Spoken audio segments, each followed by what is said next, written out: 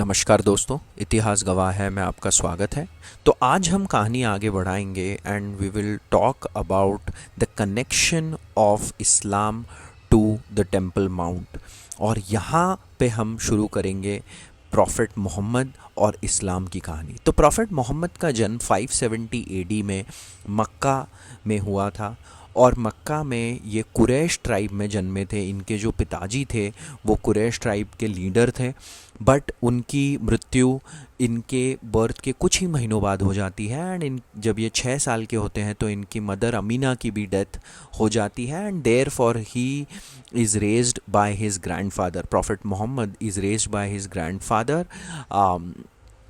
And his paternal uncle Abu तालिब।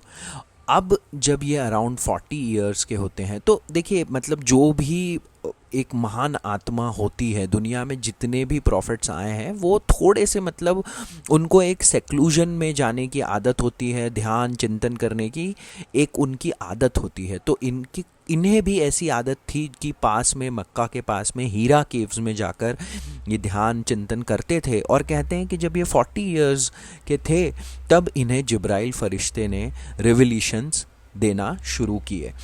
और जब इन्हें रिवलेशंस हुए तो सबसे पहले इन्होंने अराउंड 613 में ये started preaching these revelations to people and basically started proclaiming that Allah, भगवान, गॉड इज़ वन और वो अल्लाह है और सबको उनकी राह पे चलना चाहिए विथ कंप्लीट सबमिशन।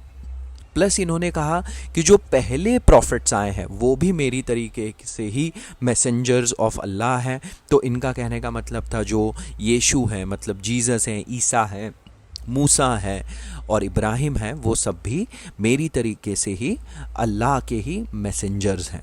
तो शुरू में इनको बहुत ज़्यादा एक हॉस्टिलिटी फेस करनी पड़ी वहाँ पे जो पॉलीथीसीज ट्राइब्स थे, जैसे मैंने कहा, उनसे।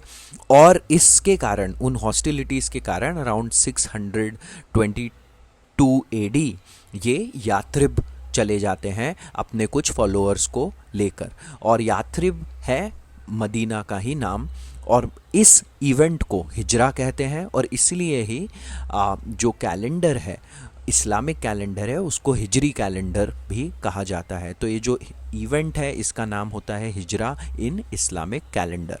अब ये जब मदीना पहुंचते हैं तो वहाँ पर कुछ साल रह के ये अपनी एक आर्मी गैदर करते हैं, basically of people who have converted to Islam and who are now following prophet Muhammad's teachings.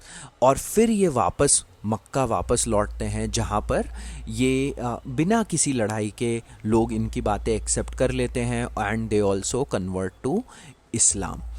Then finally in about 632 AD पैगम्बर Muhammad he falls ill and he finally passes away. अब यहाँ से इस्लाम का spread शुरू होता है। और अब हम समझते हैं कि कुरान जो है, कुरान है is a collection of all the revolutions that prophet Muhammad has through Jibril फरिश्ता, through different angels of God, है ना। और वो सारे कुरान में लिखे गए हैं। पर एक और जो बहुत इम्पॉर्टेंट डॉक्यूमेंट जो होता है इस्लाम में, वो होता है हदीत। और हमने हदीत के बारे में थोड़ी सी यूनिफॉर्म सिविल कोड के समय भी चर्चा करी थी। और हदीत में जितने जो पैगंबर हैं, उनकी जो आदतें हैं, उन्होंने जो बातें कही, उन्होंने उनकी जो कहानियाँ हैं, उनके थ्रू हम क्या लर्निंग ले सकते हैं वो भी डॉक्यूमेंट की गई है। तो देखिए, जेरूसलम का मेंशन कुरान में तो कहीं नहीं मिलता है, पर हदीत में ऐसा कहा गया है कि prophet Muhammad talks about a night journey. और ये नाइट जर्नी इन्होंने जेरूसलम में करी। और इस नाइट जर्नी के 2 फेसेस हैं, इनको 2 पार्ट्स में होती है ये नाइट जर्नी। एक कहलाता है इसरा और दूसरा कहलाता है मिराज। अब देखिए, जो मक्का मदीना है उनका distance from Jerusalem is quite a lot, है ना। तो इस नाइट जर्नी को करने के लिए जो साधन था, जो मीन्स था वो एक हॉर्स विथ विंग्स। ये हॉर्स जो है विथ विंग्स, इसको बुराक इसका नाम है, और इसकी तीनों ही रिलीजन में काफ़ी इम्पोर्टेंस है।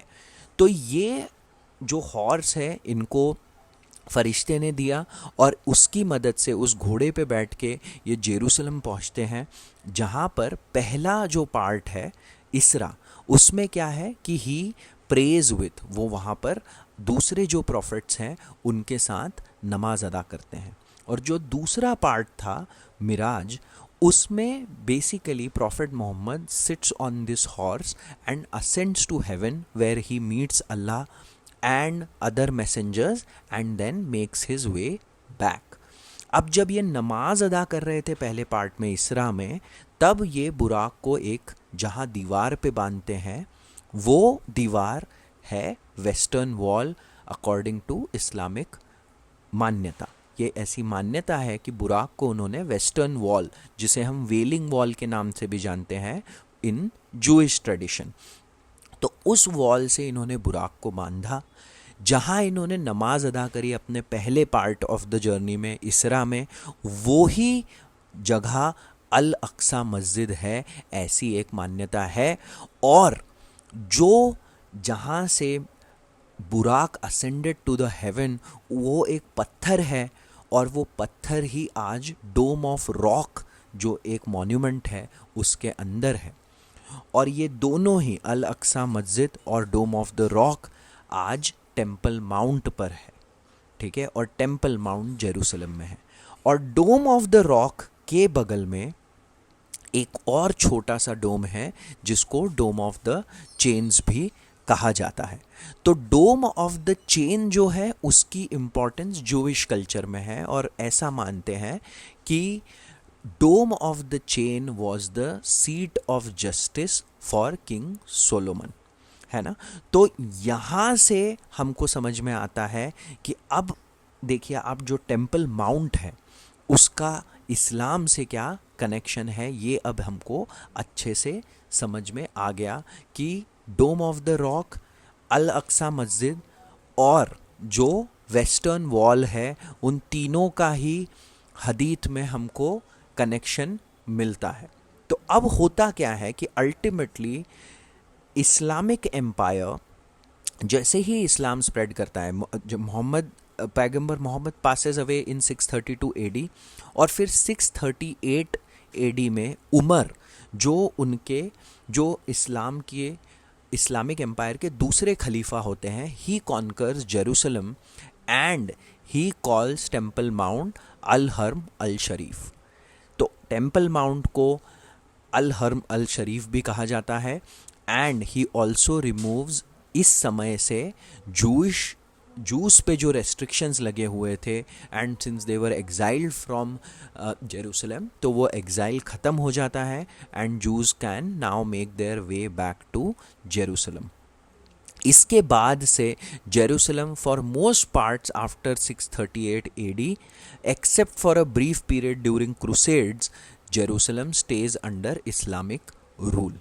तो ये कनेक्शन है जो होली साइट है उसका। तो क्या क्या कनेक्शन है, वाया डोलोरोसा और चर्च ऑफ होली सेपल्क्रे, ये हो गया हमारा क्रिश्चियनिटी वाला कनेक्शन।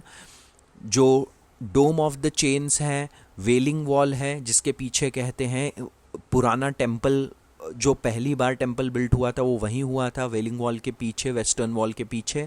वो हमारा जूइश कल्चर के साथ, जूइश रिलीजन के साथ कनेक्शन है। और फिर अल अक्सा मस्जिद और डोम ऑफ द रॉक जो है वो इस्लामिक रिलीजन के साथ उस साइट का कनेक्शन है, और इसीलिए ही ये साइट एक बहुत ही डिस्प्यूटेड साइट रही है। तो ये तो हुई कहानी तीनों रिलीजन के कनेक्शन की with Jerusalem and with the area and around temple mount. अब मैं जो एक ट्रांजिशन करना चाहता हूँ वो बहुत ही इम्पॉर्टेंट है, एंड यू विल रियलाइज़ कि ये थोड़ा सा हम लोग अब राउंड अबाउट वे कवर कर रहे हैं। और राउंड अबाउट वे ये ऐसा है कि मैं आपको मतलब थोड़ा सा एक पॉलिटिक्स और रिलीजन का कैसे इंटरैक्शन हुआ है इस रीजन में for many many many centuries, अब मैं उस तरफ ट्रांजिशन कर रहा हूँ, so that we are able to appreciate कि ये जो कॉन्फ्लिक्ट आज हमको जिस तरीके से दिख रहा है, इसकी बहुत ज़्यादा पुरानी लेयर्स हैं, इसमें बहुत साइड्स चेंज हुई हैं, कभी इनको परसिक्यूट करा गया तो कभी उनको परसिक्यूट करा गया तो कभी ये हुआ, बहुत इसमें हिस्ट्री है।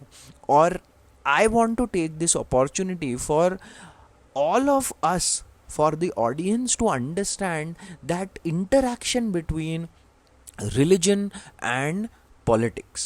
तो ये कहानी बहुत पहले शुरू होती है, और कहानी की शुरुआत ऐसी होती है कि हमको पहले ये समझना होगा कि इस रीजन में आप ऑलमोस्ट 3rd सेंचुरी BC में जब पहुंच जाएंगे तो आपको दिखेगा कि ट्रायम्फ ऑन द बैटलफील्ड उस समय went hand in hand in demonstrating cultural supremacy and divine benediction।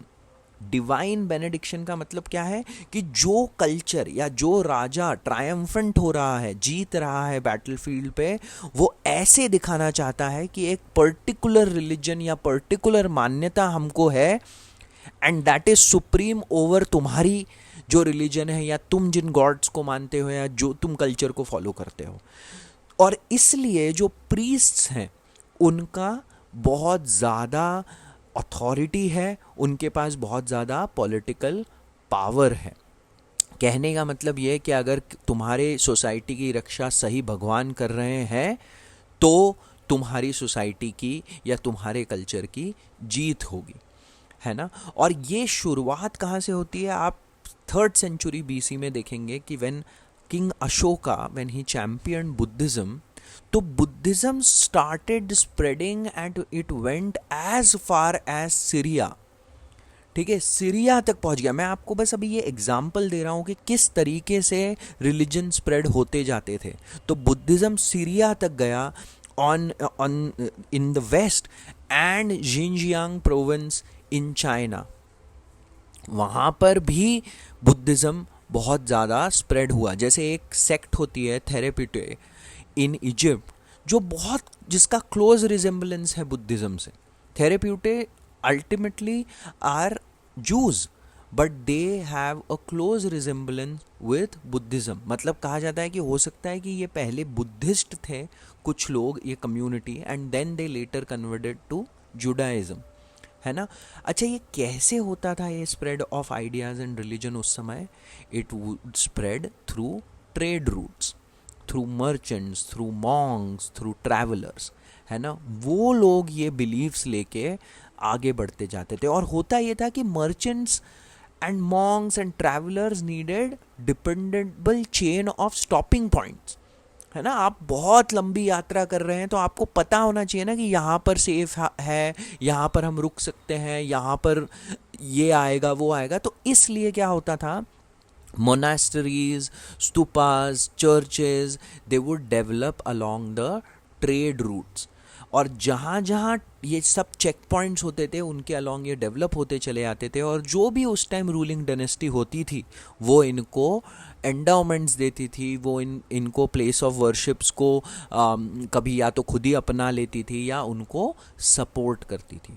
तो इस तरीके से हम देखते हैं कि उस ज़माने में, मतलब I am talking about 1st century AD, 2nd century AD until like 6th, 7th, 8th और इवन बिफोर क्राइस्ट, किस तरीके से रिलीजन इन ट्रेड रूट के अराउंड स्प्रेड होता था। तो सबसे पहले क्या हो रहा था, Buddhism was competing with Confucianism in China and Zoroastrianism in the west, है ना। हमको लगता है कि पर्शिया का रिलीजन ही ज़ोरास्ट्रियनिज्म था, बट वो ऐसा बाद में हुआ, है ना। पहले बहुत सारे रिलीजन यहाँ पर आपस में कॉम्पीट कर रहे थे, ठीक है।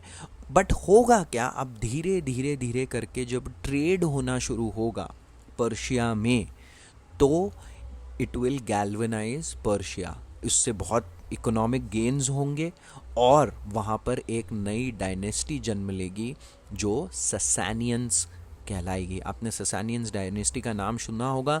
आर्देशिर फर्स्ट जो उसका रूलर था वो अपने हाथ में पावर ले लेता है 220 एडी में। अब क्या होता है, अब ये होता है कि जैसे ही इसके हाथ में पावर आती है तो he tries to assert the identity of antiquity, मतलब पुराना, करीब आप मान लीजिए 500 बीसी के अराउंड जो इनके किंग्स रहे हैं, Persian Kings of who were the Persian king, Darius the great, Cyrus the great, ये वाली आइडेंटिटी का कल्चरल प्रोपोगंडा ये करता है। तो कॉइनेज, अपने नए कॉइन्स बनाता है, नए इंस्क्रिप्शंस बनाता है, नए मॉन्यूमेंट्स बनाता है। देख रहे हैं आप, एक कल्चरल, एक रिलीजियस आइडेंटिटी एक रूलर स्प्रेड कर रहा है, जो हेड ऑफ द स्टेट है वो स्प्रेड कर रहा है। ये जो कॉन्सेप्ट है ये कोई नया कॉन्सेप्ट नहीं है, है ना। और बात क्या थी कि ये जो ज़ोरास्ट्रियनिज्म के जो बिलीव्स थे वो काफ़ी अलाइंड थे with the aggressive culture of renewal, है ना। तो इसलिए राजा ने भी ज़ोरास्ट्रियनिज्म को प्रमोट करना शुरू किया। और अब देखिए, जब एक स्टेट रिलीजन कोई बन जाता है, ठीक है, स्टेट रिलीजन जब बन जाता है तो दूसरे रिलीजन का परसिक्यूशन शुरू हो जाता है। तो इस पर्शियन एम्पायर में अंडर आर्देशिर बुद्धिस्ट, जूज, हिंदूज, एवरीवन वर परसिक्यूटेड। अभी देखिए, मैंने क्रिश्चियनिटी का अभी तक नाम नहीं लिया है बिकॉज दिस इज 220 एडी के आसपास की बात। अभी तक यहाँ पे क्रिश्चियनिटी इतनी स्ट्रांग हुई नहीं है, पर आगे जैसे जैसे बात बढ़ रही है तो वहाँ के प्रीस्ट के जब हम वहाँ के जो प्रीस्ट है वो बताते हैं कि और किस किस को परसिक्यूट करा गया या किस किस को सप्रेस करा गया, तो ही मेंशंस नाज़रीन्स एंड क्रिस्टियोनेस, नाज़रीन्स एंड क्रिस्टियोनेस। तो अब बहुत रिसर्च के बाद ये बात क्लियर हो गई है कि जो नाज़रीन्स थे they were the native population of the Persian Empire that had converted to Christianity। और जो क्रिस्टियोनेस थे वो लोग वो थे जिनको डिपोर्ट किया गया था जब पर्शिया ने रोमन सीरिया वाला पार्ट को अनेक्स कर लिया था। तो वहाँ से जो लोग डिपोर्ट होके आए थे उनको क्रिस्टियोनेस कहा गया। रोमन सीरिया आप देखेंगे ये वही एरिया है जो आप थोड़ा सा ऊपर और जेरूसलम के और ऊपर नॉर्थ की तरफ जाना शुरू करेंगे तो वहाँ का एरिया है। और वहाँ पे हम समझ सकते हैं कि वहाँ पे ऑलरेडी क्रिश्चियनिटी फैल चुकी होगी। और अब क्या होगा, जैसे ही कोई कॉम्पीटिंग राइवल्स आ जाते हैं, कोई आइडियोलॉजी और हार्डन हो जाती है जब वो देखती है कि और भी राइवल्स हैं, है ना। तो इस कारण से क्या होगा, हमको बहुत बार ऐसा लगता है, तो अभी राइवल्स आ गए इसलिए और ज़्यादा जो ज़ोरास्ट्रियनिज्म की आइडियोलॉजी है वो और स्ट्रॉन्ग होते चली जाएगी। अब इसी तरीके से हम देखते हैं शुरू में रोमन्स जो थे उन्होंने क्रिश्चियंस को बहुत ऐसा, मतलब उन्होंने ध्यान ही नहीं दिया, है ना। मतलब कौन सा टाइम है ये, जब जीसस क्राइस्ट बस आए ही थे। So basically 1st century AD and 2nd century AD, इतना कुछ ध्यान नहीं दिया। इनफैक्ट जो पॉन्टियस पिलाटेस हैं उनके भी कोई खास डिटेल्स और एविडेंसेस इतने कुछ अवेलेबल नहीं है except for maybe I think 1 inscription जो मेंशन करता है कि वो वहाँ के प्रीफेक्ट थे, है ना। ये तो बाद में बहुत कहानियाँ वहानियाँ बनी, बट जैसे जैसे अब क्रिश्चियनिटी आगे बढ़ती गई, लोगों ने इसको अपनाना शुरू करा, तो सबसे पहला इसका इम्पैक्ट दिखा मिलिट्री में। और मिलिट्री में क्या इम्पैक्ट दिखा कि जो जो मिलिट्री में कन्वर्ट होते जा रहा था, सो उनका देखो मिलिट्री कल्चर जो है, Rome was a military culture. They esteemed themselves on strong military power, disciplined military, है ना। बट अब जब क्रिश्चियनिटी फैलना शुरू हुई तो क्रिश्चियनिटीज एटीट्यूड्स टूवर्ड्स लाइफ, डेथ, सिन, सेक्स, मैरिज, ये सब बड़े, मतलब क्या आप कह सकते हो, उस हिसाब से ऐसे थे जो आपको एक मिलिट्री कल्चर से दूर ले जाते हैं। तो it was a threat to values on which Rome had depended for longest of time, है ना। और इस कारण से अब रोमन एम्पायर में भी क्रिश्चियंस का परसिक्यूशन शुरू हुआ। तो मैंने आपको बताया पर्शियन एम्पायर में क्रिश्चियंस का परसिक्यूशन कैसे शुरू हुआ, कि स्टेट ने अपना लिया एक रिलीजन और जो बाकी सामने वाले थे उनको परसिक्यूट करना शुरू करा। बट उस टाइम पर्शिया में इतने ज़्यादा क्रिश्चियंस फैले नहीं थे, बट रोम तो वो एरिया ही वहाँ पे जो हमने बात करी है, जुडिया, वो ऊपर वाला जो सारा एरिया है, सीरिया और जॉर्डन और आज का जो एरिया है, वहाँ पर क्रिश्चियनिटी थी।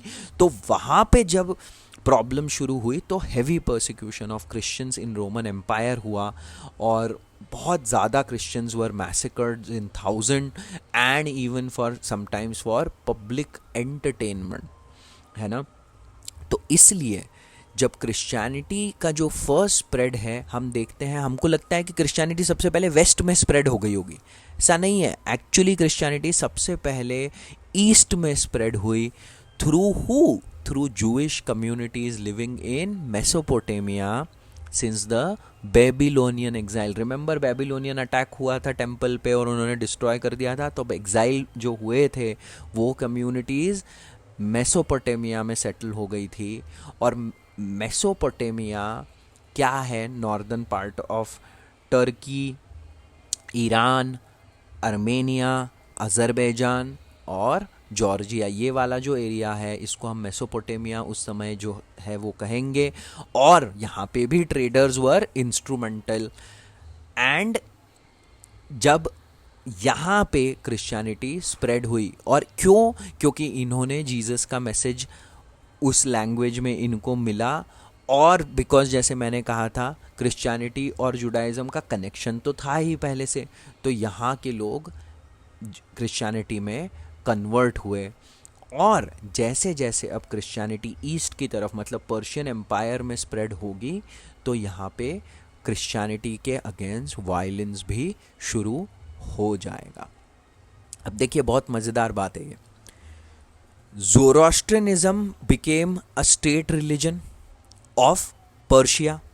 तो अब जैसे जैसे पर्शिया जहाँ जहाँ कॉन्कर करता था वहाँ के लोगों पे Persian empire would try to impose Zoroastrianism, और जो लोग थे वो अनकंफर्टेबल हो जाते थे क्योंकि उनको लगता था भाई ये तो स्टेट तुम्हारा रिलीजन है। देखिए ऐसा ये समझना बहुत ज़रूरी है कि जैसे आप एलेक्जेंडर को देखेंगे या ऐसे बहुत सारे राजा हैं जिन्होंने कोई रिलीजन इम्पोज करने की कोशिश नहीं करी लोगों पे, जो फॉलो कर रहे थे वो करने दिया, ट्रेड चलने दिया। तो ऐसा करने से एक शांति रहती है, लोग भी आपका कम they don't revolt against you, है ना, इट्स ईजियर।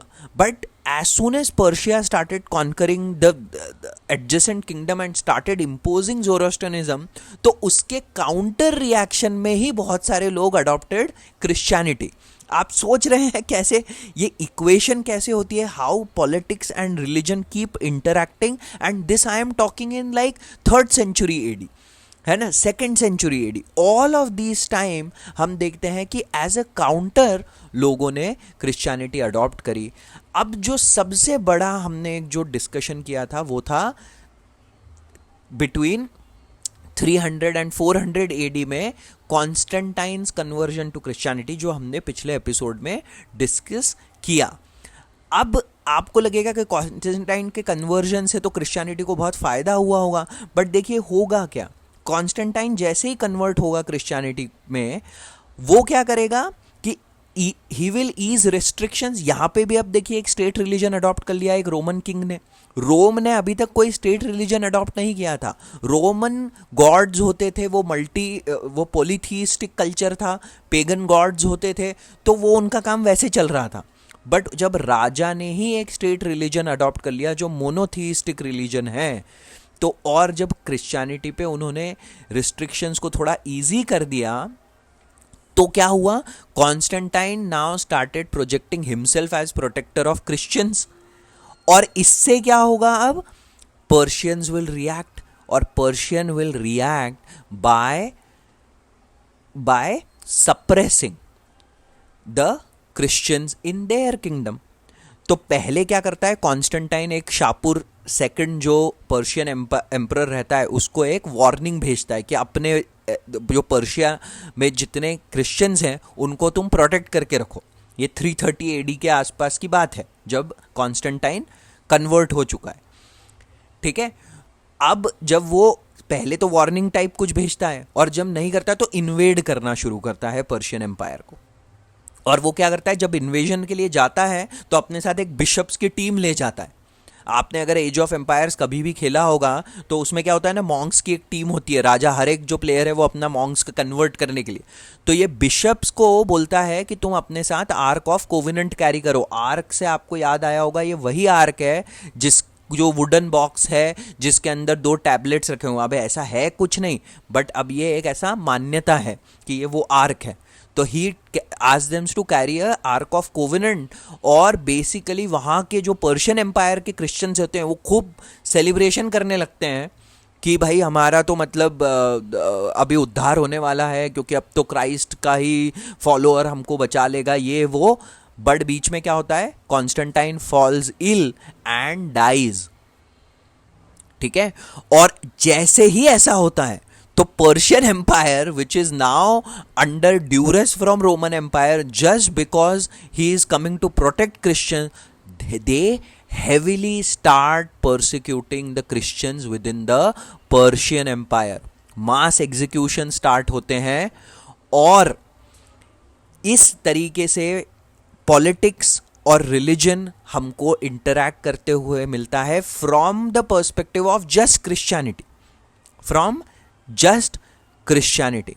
तो बहुत बार कॉन्स्टेंटाइन को एक क्रेडिट दिया जाता है कि भाई Constantine set the base for Christianization of Europe, but ये हमको समझ में नहीं आता है कि इस चक्कर में he severely compromised the spread of Christianity in the east, ठीक है। तो आज हमने ये बहुत अच्छे से हमने अलग अलग एंगल से समझा। हमने पर्शियन एम्पायर और पर्शियन एम्पायर में क्रिश्चियंस के साथ क्या हुआ और क्यों हुआ, बेसिकली पॉलिटिक्स एंड रिलीजन का इंटरैक्शन। रोम में क्या हुआ क्यों हुआ, पॉलिटिक्स और रिलीजन का इंटरैक्शन। और फिर रोमन एम्परर जब क्रिश्चियनिटी में कन्वर्ट हो गया तो फिर पर्शिया में कैसे हुआ, ये भी हमने आज अच्छे से समझा।